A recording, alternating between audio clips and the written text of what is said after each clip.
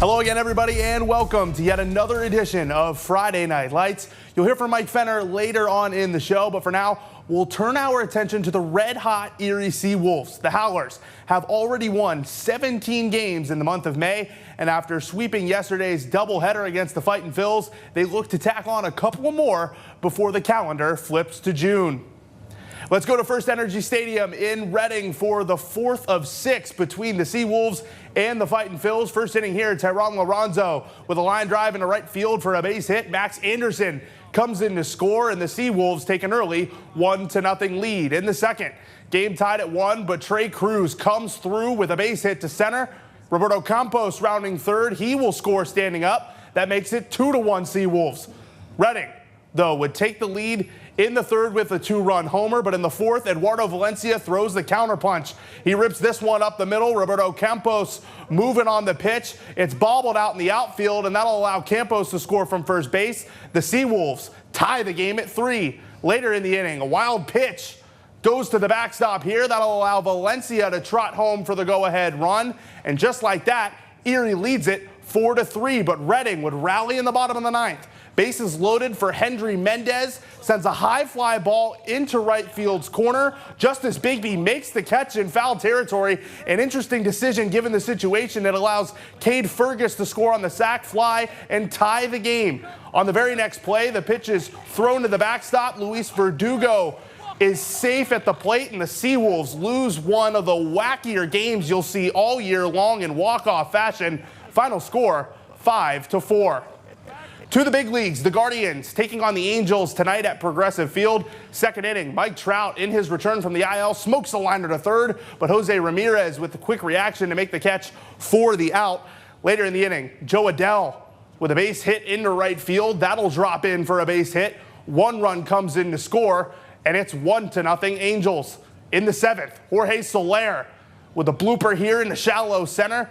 That one's down. Another run will come in to score standing up, and that makes it a 3-0 ball game. Then in the ninth, it's Soler again. This time he crushes this one deep to left field. That one is way gone and fair to make it 4-0 LA. The Guardians would threaten in the ninth, but they fall to the Angels tonight. Final score, 4-1. The Tigers traveling to Kansas City today to take on the Royals. Last check on the Plyler entry system scoreboard, the Tigers defeat the Royals by a score of 7-5. Former SeaWolves Riley Green and Spencer Torkelson both with 2 RBIs. Dylan Dingler pitching in by driving in 3 runs of his own. The Pirates still out on the West Coast tonight. They do battle with the San Diego Padres. At last check on the Plyler entry system scoreboard, the Pirates trail the Padres by a score of 3-2. Brian Reynolds and Spencer Horwitz both driving in runs for the Buccos. The Edmonton Oilers are headed back to the Stanley Cup Final for a second straight season. The Oilers, led by former Erie Otters Connor McDavid and head coach Chris Knobloch, defeated the Dallas Stars 6-3 on Thursday to clinch the Western Conference Final in 5 games.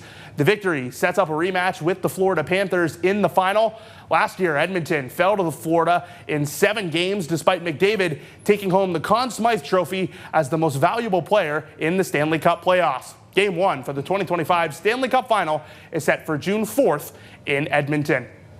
The McDowell baseball team is headed to the state playoffs. The Trojans will kick off their state run when they take on Seneca Valley on Monday. After claiming the District 10 title over Erie High, McDowell took care of business in their sub-regional matchup, defeating State College by a final of 5-1 to advance to the first round. Head coach Chris Iacobucci says that his team's depth is what truly sets the team apart and is something that he expects to continue to carry them as they move deeper into the state tournament. This group, again, it's not the same guy every time, but it's a guy every time. You know what I mean?